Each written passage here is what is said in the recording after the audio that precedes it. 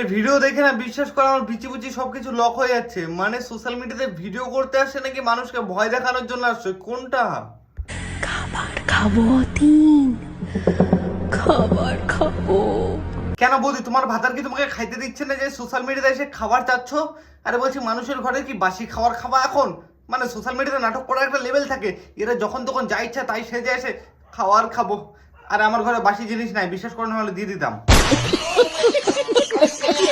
যারা যারা ভাবে যে সোশ্যাল মিডিয়াতে ভিডিও করে কোনো লাভ নাই, তাদের উদ্দেশ্যে একটাই কথা বলি, সোশ্যাল মিডিয়াতে যদি ভাবো যে ভিডিও করে লাভ নাই, তাহলে এই টিয়ার প্রোফাইলে যে ঘুরে আসো, বাড়ি গাড়ি সবকিছু করে নিয়েছে শুধুমাত্র ভিডিও করে।